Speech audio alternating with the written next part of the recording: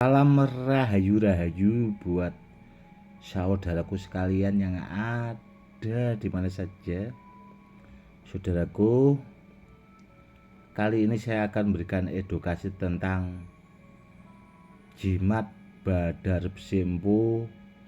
Dan kebetulan saudaraku, ini ada jimat badar simpu barang peninggalan asli ori kuno. Dan ini dulu saya dapat itu barang peninggalan saudaraku dari mertua, karena berhubung buat edukasi barangnya saya keluarkan saudaraku. Buat saudaraku sekalian yang punya kemampuan khusus, silahkan cek dan dicek biar kameranya saya dekatkan ya saudaraku. Silahkan saudaraku, ini kameranya saya dekatkan.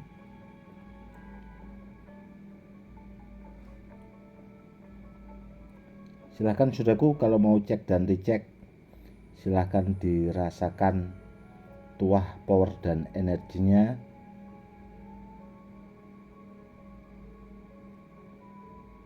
Sudah ya saudaraku. Ini itu dulu asal usulnya itu memang barang keluarga saudaraku, peninggalan dari keluarga, dari kakek buyut ke buyut, akhirnya ke mertua saya. Dan alhamdulillah karena saya itu kesayangannya, akhirnya badar simpu ini akhirnya ke saya saudaraku. Dan barang ini tuh dulunya banyak diperebutkan karena saking banyaknya saudara-saudara itu yang kepingin memiliki atau kepingin merawatnya. Namun ya itu tadi saudaraku, tidak diperbolehkan. Dan yaitu alhamdulillahnya barangnya memang ke saya akhirnya. Dan setelah saya amati ya saudaraku ya, benda ini itu seperti dulu saya pernah mengunggah juga itu badar besi Mpu Pakuwojo. Dulu itu saya punya satu pasang, dan waktu itu seingat saya termaharkan ke saudara kita yang ada di Malaysia. Itu hampir seperti ini saudaraku, namun yang badar besi Mpu Pakuwojo itu satu pasang, dan ini ya cuma ini satu-satunya saudaraku. Dan setelah saya amati perwujudannya hampir mirip saudaraku. Dan kalau menurut dulu mertua itu, almarhum itu, barang ini tuh memang istimewa sekali saudaraku. Tuahnya super bagus. Dan kalau ditanya Gus, apakah ini badar besinya nempel magnet, kan seperti itu biasanya. Ini tidak nempel magnet saudaraku. Dan ini saudaraku ya, saya dekatkan. Seperti ini saudaraku aslinya. Sangat wingit sekali barangnya itu. Sakral saudaraku. Super bagus. Seperti telur sih, seperti hampir mirip jenis batu mustika. Namun ya seperti itu. Dulu katanya itu badar simpu. Dan setelah saya amati memang benar sekali saudaraku.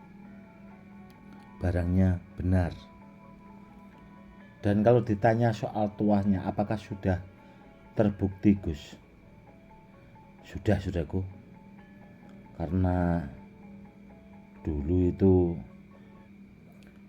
sebelum saya jadi menantu mertua itu, kata Abah, memang kakek buyut itu memang orangnya itu disegani saudaraku.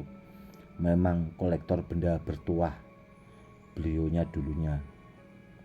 Jadi ayah dari mertua itu dulu kolektor benda bertuah saudaraku, dan koleksi pusakanya juga lumayan banyak waktu itu.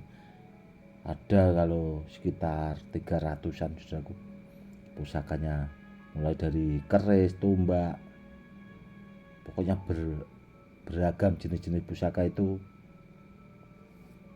Ya itu tadi, kurang lebih itu ada kalau di 300-an itu tadi.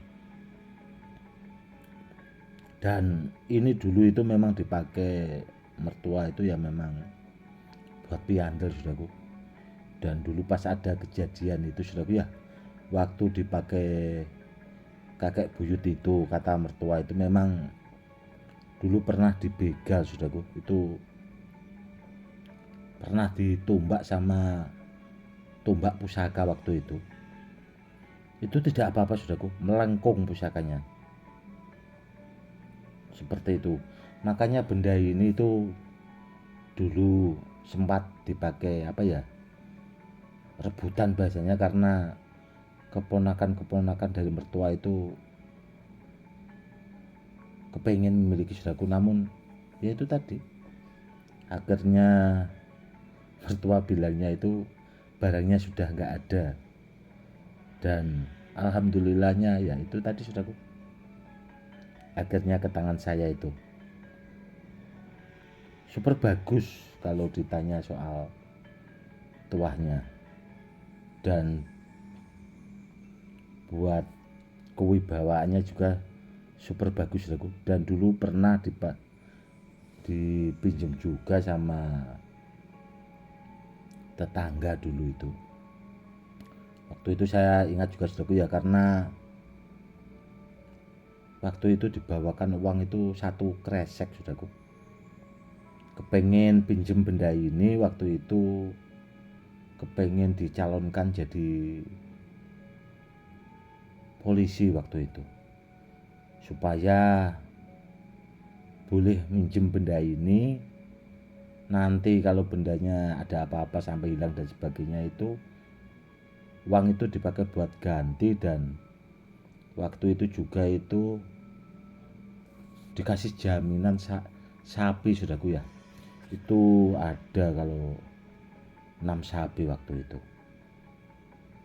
Dan memang benar saudaraku, waktu itu dipinjam kalau nggak salah itu sekitar beberapa bulan.